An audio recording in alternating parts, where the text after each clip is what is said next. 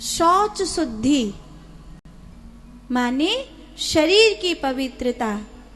आप latrine bathroom कहीं पर भी गए हो, उससे लौटने के बाद अपने हाथ धो रहे हो, पाँव धो रहे हो, मुंह धो रहे हो, कान धो रहे हो, ये जरूरी है। शौच शुद्धि। राजा नल के जीवन में कहानी आती है कि ठंड बहुत पड़ रही थी और वो रात्रि में लघु शंका के लिए गए।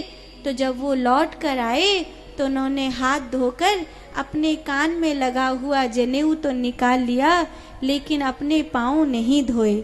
जब उन्होंने अपने पाँव नहीं धोए और जाकर सैया पर सो गए तो कलयुग को मौका मिल गया और वो उनके पाँव की एड़ी में होकर उनके शरीर में प्रवेश किया। तो राजा नल ने पूछा कि मैंने जीवन में ऐसा कोई कर्म नहीं किया कि मेरे शरीर में कलयुग का प्रवेश हो सके, फिर कलयुग मेरे शरीर में प्रवेश किया कैसे? तो गुरुजी ने ध्यान लगा करके देखा और कहा, राजन, कलयुग ने तुम्हारे पैर की एड़ी में होकर के प्रवेश किया है। तो राजा नल को याद आया कि जिस समय शीत बहुत पड़ रहा था, मैंने हाथ धोकर अपने कान का जनेऊ उतार लिया और मैंने अपने पाँव नहीं धोए, इसीलिए कलयुग मेरे पाँव में होकर प्रवेश कर गया।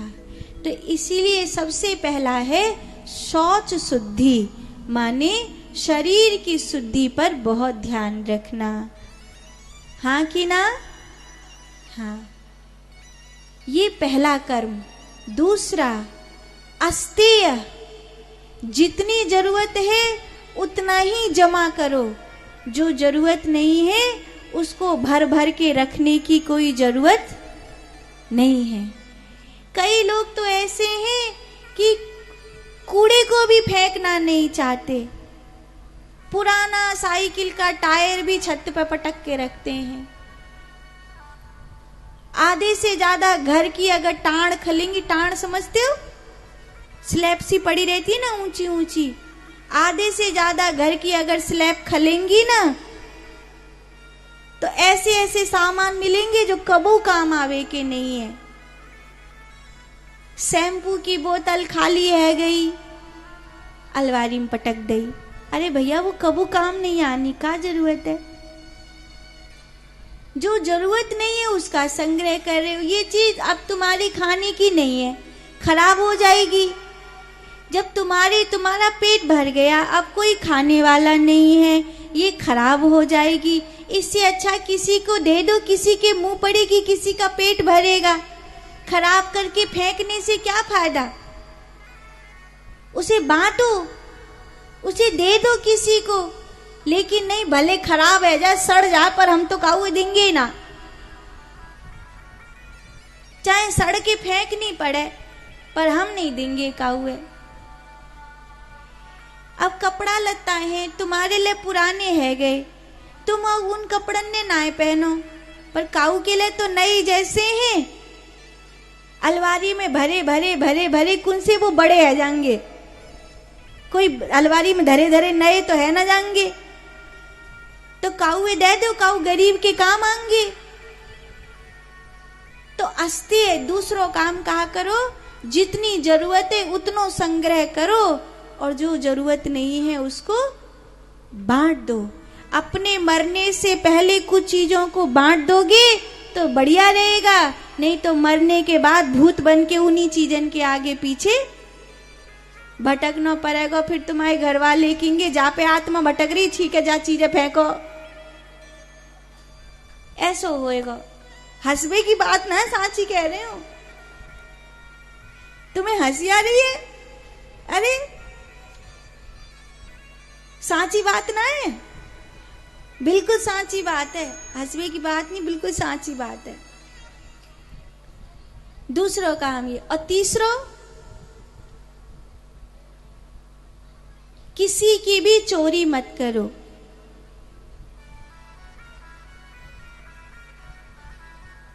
अपरिग्रह, अस्तेय और अहिंसा, किसी की भी हिंसा मत करो। समझ में आया? काऊ की सोने की चीज परी है, पर हमारे लिए मिट्टी है। दो भगत थे, पति पत्नी थे दोनों, राका और बाका। बड़ी गरीबी थी, महाराष्ट्र के थे। तो नामदेव जी ने विठ्ठल भगवान से कही कि दोनों इतने गरीब हैं, पर आप उनकी गरीबी दूर करने के लिए कुछ नहीं करते हो। तो भगवान ने कहा क्या करूं?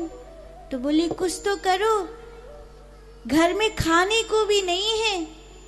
राका बाका रोज जंगल से लकड़ी काट के लाते थे, उन्हीं को थोड़ा बेच बाच के अपना काम चलाते थे, दोनों पति पत्नी। तो भगवान ने क्या किया कि सोने की असरफी पोटली में बांध के रोड पे पटक दी। तो जब वो राका आगे आगे थी और बाका उनकी पत्नी पीछे पीछे थी, तो जब उन्होंने देखा कि सोने की असरफी पड़ी है, तो कहीं ऐसा ना हो कि मेरी पत्नी का मन ललचा जाए, इसीलिए उन्होंने उसे थोड़ा सा गड्ढे में खसका के मट्टी वाके ऊपर डाल दी। तो बाका आके बोली, मट्टी पे मट्टी काई को डाल रही हो? मट्टी पे मट्टी काई को डाल रहे हो? तो राका बोलो कि मैंने सोची कि कहूँ ऐसा न होए सोने की असरफी देख के तेरा मन चल जाए। तो बाका बोली कि जो चीज मेरी नाए वो मेरे लिए मट्टी के समान है। आपको अगर ऐसा लगे कि सोने देख के मेरा मन चल जाएगा, जाको मतलब आपको मेरी भक्ति पे भरोसा नहीं है। राका बाका ऐसी बात करी रहे थे, सोने की असरफी तो उनने पीछे छोड़ दी। तो ठाकुर जी वहीं प्रकट हो गए और भगवान ने कहा कि तुम्हारे लिए तो मैंने ये दिया था।